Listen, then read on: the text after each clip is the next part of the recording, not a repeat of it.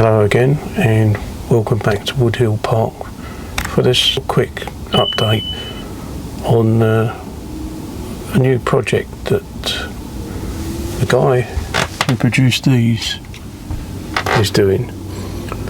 Because you may remember a little while back I bought these wagons off of Mark at Mark Railway Fantasia. Now, I thought they were great and sprayed them up and everything like that. And since then he's been making other stuff, and he very kindly sent me some examples of what he's doing lately. And these are military vehicles. So I thought I'd just show you what he's sent me and what I intend to do with them, really. Right, I'm over at my little spray booth. I have this little put together spray booth and I use a battery airbrush, and that's what I'm going to use on these, just battery airbrush.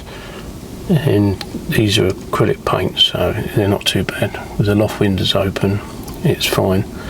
And I've already sprayed this in a thick filler type primer that you can get from Halfords, and it comes out this colour. And the reason I did it rather than ordinary grey normal primer is because some of the Spartan personnel carriers that Mark's given me to look at are not as well finished at one end. They've got more lining from the printer. He's obviously perfecting this, and another one he gave me is sort of finished better. It's much smoother and not so noticeable with the lining, and I think that's because he was printing them this way up and there was a bit to take off the front of the vehicle, whereas the ones before I had printed that way up, and so the finish weren't so good on the back of it.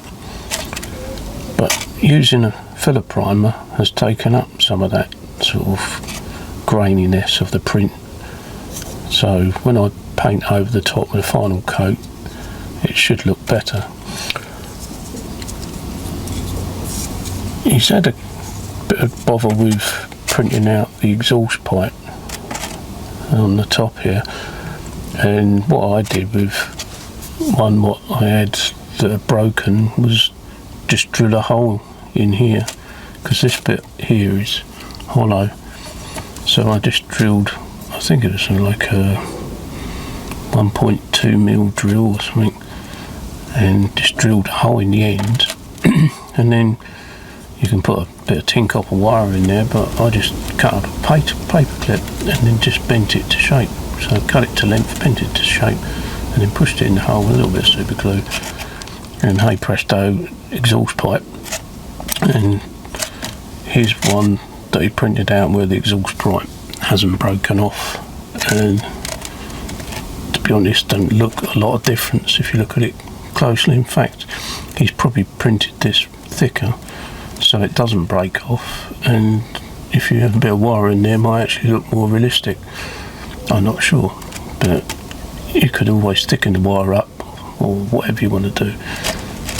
But that was a way of getting away with this where they were breaking. But he's perfecting it and they're looking really good.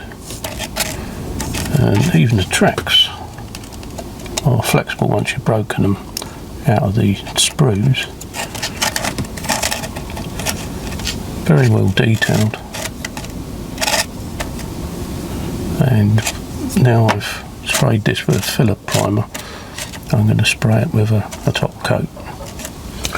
I did have a go at top coat of one, but I didn't have a very good green, and the green looks disgusting. It's like glowing in the dark.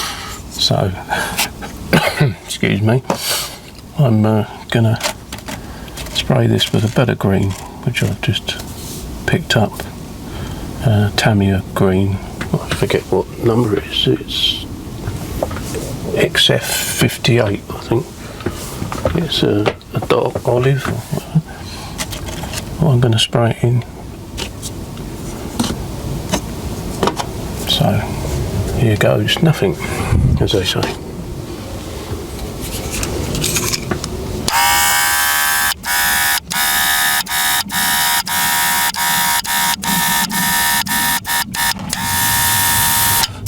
I'm going a little bit thicker on the back of the vehicle to try and hide some of these lines, as well as this primer being a thick primer, and it does lose a lot of the lining.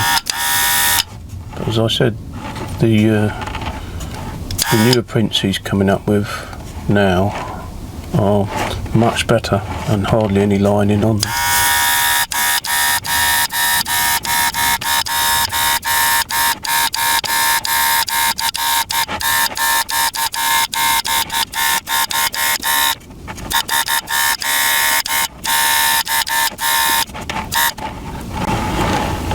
I think that'll do.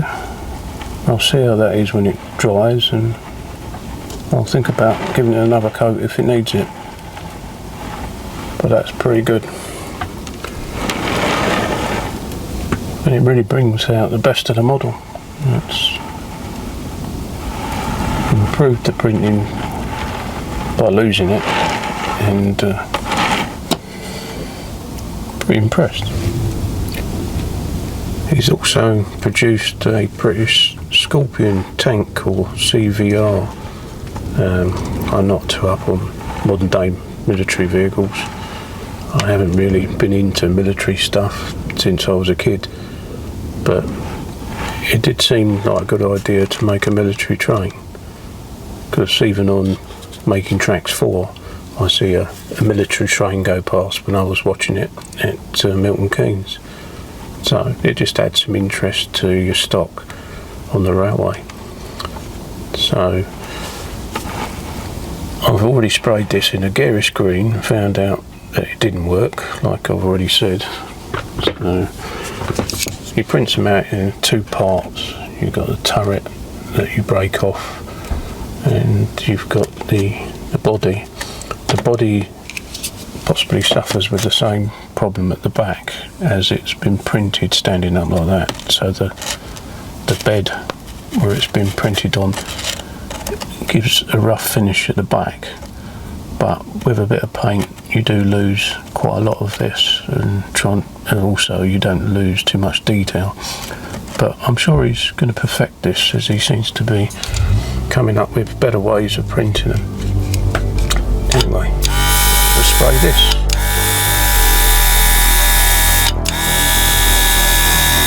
Get rid of that horrible colour.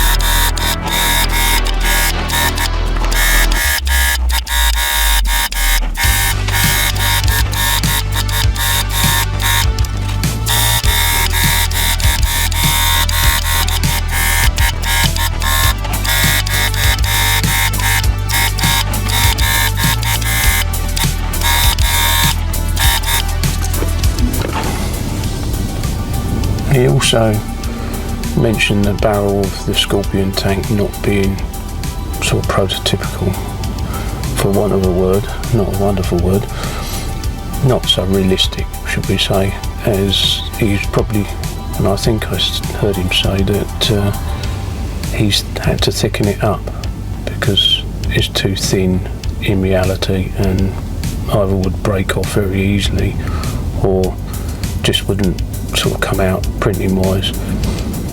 At any rate, it's quite delicate anyway, even at this size. I have broken one off, which I managed to glue back, and they are quite delicate still, so you have to bear that in mind. But the detailing on the turret is really good, and once it's painted like this you can barely see any lining. The prints come like this on a bed that you have to break off, and as I said, he's now printing them facing down, so you've got sort of less point of contact here, and the detailing is much better. And this end, the detail is very good now. It has improved it. I think he's just constantly changing how he prints these out. There is a mistake on this one though. The track, there's a big gap there, so the machine must have gone wrong for a little while, and there's a big gap where the track is missing in there. But I got a couple, and that's only one like that. But importantly, the exhaust pipe is in one piece.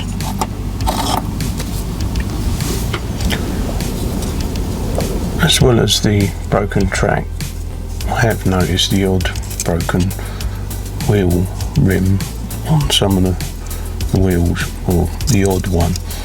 I think that possibly is a little bit thin, and he hopefully in time will perfect that. But I just patched mine up with a bit of 2-part epoxy, and once it's painted it didn't really notice.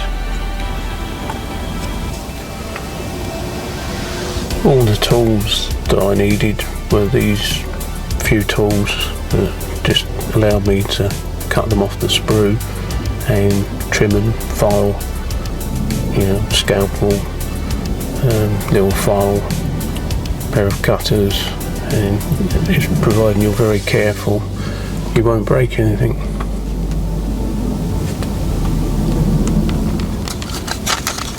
He's also sent me a couple of other bits and pieces, including this sort of cobbled road that he's been printing, which seems quite good if you're into wargaming and stuff.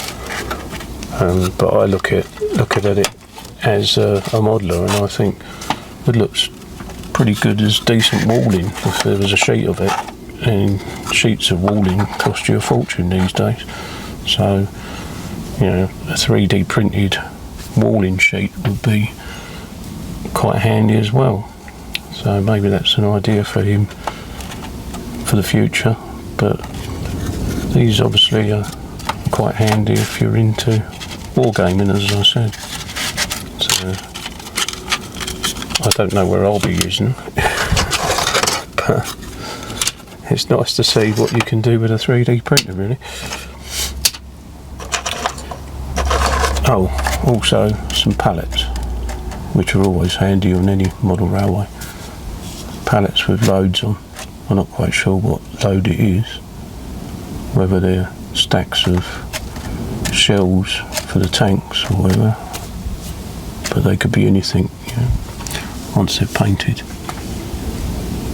I would just like to say he's not paying me anything for me saying this. He just asked for my opinion, so he sent me a couple of samples, which was really kind of him, and I wish him well in his venture.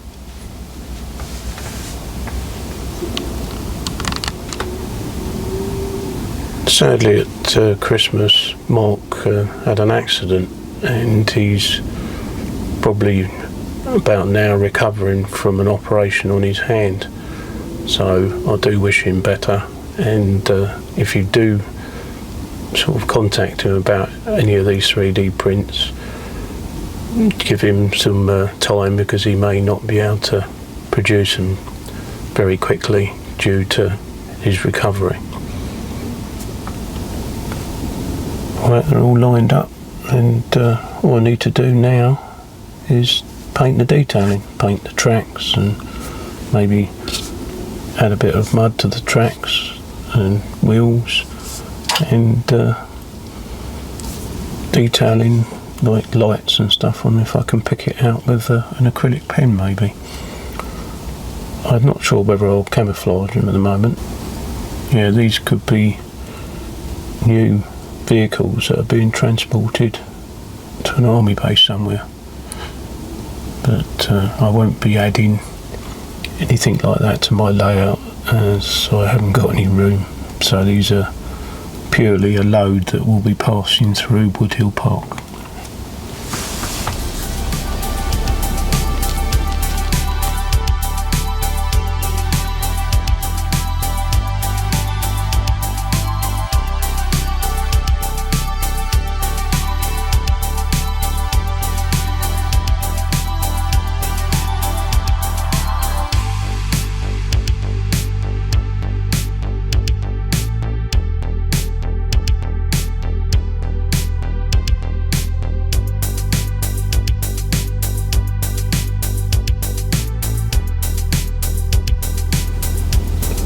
It's also worth noting that when you pinch these out, the turret has got a knurling round here.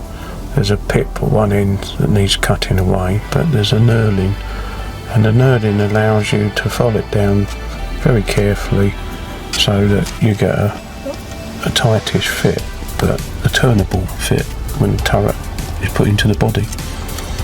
So that's well thought out, and you can have it as loose or as tight as you want it, depending how much you file the knurling down. Another thing to add, if you do try and speed up the drying time of these models, be careful. I've done that and come unstuck a little bit because the barrels on the Scorpion tank started to droop.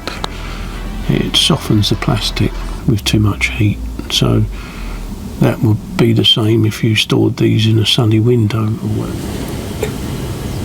I painted the detail on one of these Spartan personnel carriers. I painted the tracks, as you can see, black, and painted some headlights and stuff and tail lights, but I haven't really got time at present to detail them all, as I'm quite busy doing another project, but they do look good, and I can't wait to finish them off.